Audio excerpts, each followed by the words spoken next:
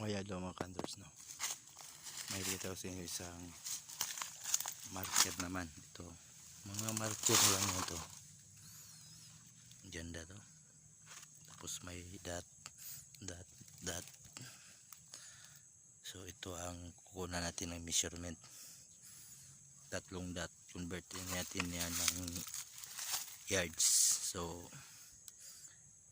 9 feet ang target natin, ang measurement. So dito may bilog, tapos may dalawang dot, so nakatingin siya yun, parang human face.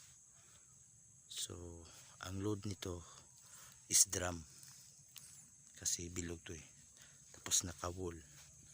So dito tayo hagip yan. So bilog yan. So may information pang mata. Ito directional to tapos ito ang baba niya, ito ang baba niya. Tapos yun, parang nakatingin lang siya. Yun isang bantay. So kupasan natin yan sa S side kasi naka wall na yan So kuha tayo ng S. Yan, S azimuth, back azimuth is yung tinayuan ko. So 9 feet lang yan. So ito ang matamaan sa 9 feet. Ito 1, 2, 3. 2, 3. So ito ang tulo na kalakang. Yan, 9 feet. So may lock sa 45 degree. Tapos may marker din. Tingnan natin. Naka human face din.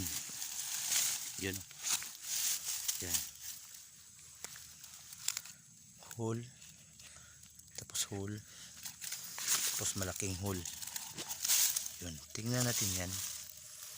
Yan parang yan nakatingin. So makonfirm natin ito kasi may hole sa ilalim. Yun para siyang, ibig sabihin yan directional. Ito, sukatin natin to. Ito ang measurement papuntang item. Yun yan 5 inches. So galing dito sa bibig, sukatin natin yan papunta sa item. Yun 5 feet galing dyan. Yun inside yun. Kasi nakasingko tong sukat nito. Yan 5 inches galing sa yun, yung haba niya. Yan 5 inches yan. Yan dyan tapos dito rin yung mata niya, yun 5 din yung haba ng mata niya. So confirm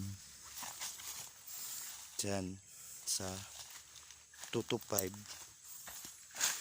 may sukat nga 5 feet. Yan ang target.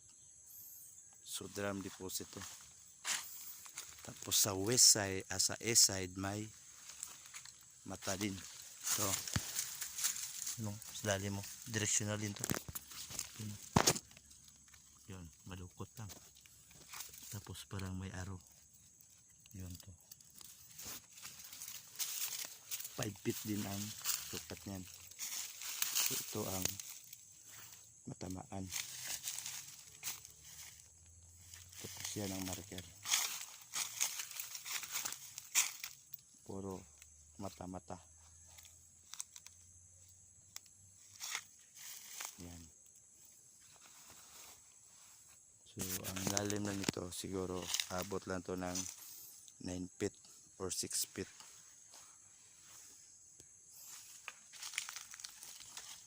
jewelry deposit. Kasi may we double that. Yan o.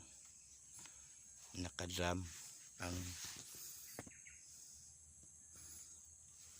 yan.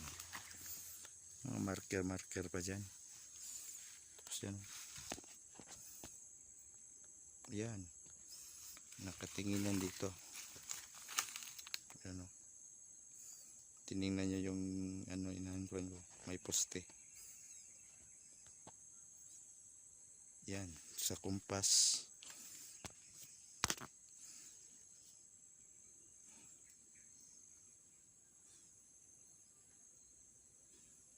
Naka 45 ang marker. Naka 25 ang target item.